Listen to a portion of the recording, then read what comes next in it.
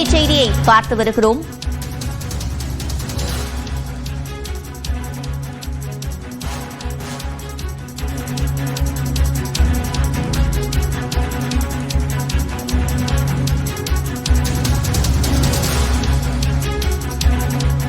அண்மை செய்தியை பார்த்து வருகிறோம். கிரீம் பன் உள்ளிட்ட அனைத்து உணவுப் பொருட்களுக்கும் 5% மட்டுமே GST வரி விதிக்க பரிந்துரை செய்யப்பட்டிருப்பதாக தற்போது தகவல் வெளியாகியுள்ளது. இது தொடர்பான கூடுதல் விவரங்களை செய்தியாளர் சுசித்ராவிடம் கேட்கலாம். சுசித்ரா, முழுமையான விவரங்கள்.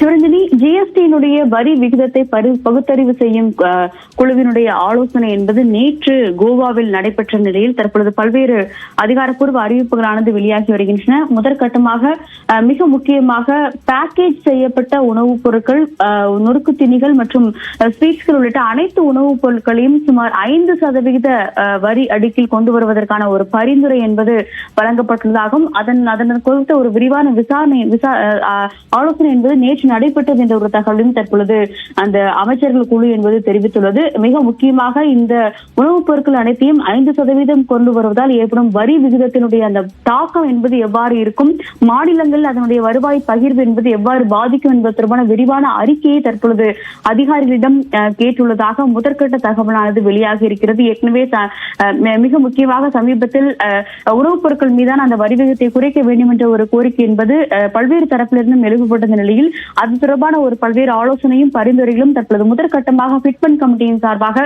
தற்பொழுது அமைச்சர்கள் குழுவிற்கு, ஜிஎஸ்டியினுடைய அமைச்சர்கள் குழுவிற்கு வழங்கப்பட்டுள்ளது. அதன் அடிப்படையிலான ஒரு ஆலோசனை தான் நேற்று நடைபெற்றுள்ளது. அது மட்டுமல்லாமல் கல்வி பொருட்களான பென்சில், உடற்பயிற்சி புத்தகங்கள் மற்றும் கல்விப் பொருட்கள் மீதான ஜிஎஸ்டி வரியையும் 5% குறைக்க, தற்பொழுது 12%இலிருந்து 5% குறைப்பதற்கான முடிவையும் நேற்றைய கூட்டத்தில் இந்த அமைச்சர்கள் குழுவானது எடுத்துள்ளது. அவை மட்டுமல்லாமல் தற்பொழுது இருக்கும் 4 வரி விகித முறையை 3ஆக குறைக்க வேண்டும் என்ற ஒரு பரிந்துரையும் அவர்கள் முன்னெடுத்துள்ளார்கள். வரி அடுக்குகளை ஒன்றிணைப்பதால் தாக்கம், குறிப்பாக மாநில வருவாயினுடைய பாதிப்பு உள்ளிட்ட கூடுதல் விவரங்களை அதிகாரிகள் சமர்ப்பிப்பதற்கான ஒரு உத்தரவையும் தற்பொழுது நேற்று நடைபெற்ற அந்த ஜிஎஸ்டி கவுன்சிலுடைய அமைச்சர்கள் கூட்டத்தில் முடிவு செய்யப்பட்டுள்ளது. அதே சமயம் உடல்நலம் மற்றும் ஆயுள் காப்பீட்டு பிரீமியத்திற்கான அந்த ஜிஎஸ்டி வரியினுடைய விலக்கு என்பது மற்றும் வரி குறைப்பு என்பது தொடர்பான எந்த ஒரு முடிவும் நேற்று கூட்டத்தில் எடுக்கப்படவில்லை. அதற்காக ஒரு ஆலோசனை என்பது வரும் 19ஆம் தேதி டெல்லியில் நடைபெற உள்ள கூட்டத்தில் எடுக்கப்படும் என்ற ஒரு தகவலையும் இந்த ஆலோசனை கூட்டத்தினுடைய உறுப்பினர்கள் தெரிவித்திருக்கிறார்கள்.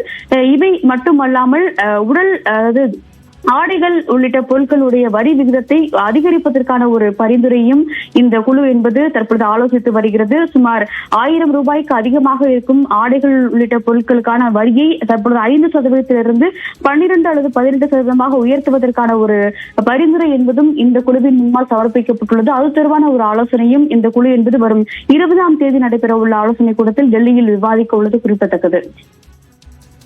விவரங்களை வழங்கியமைக்கு நன்றி சுசித்ரா.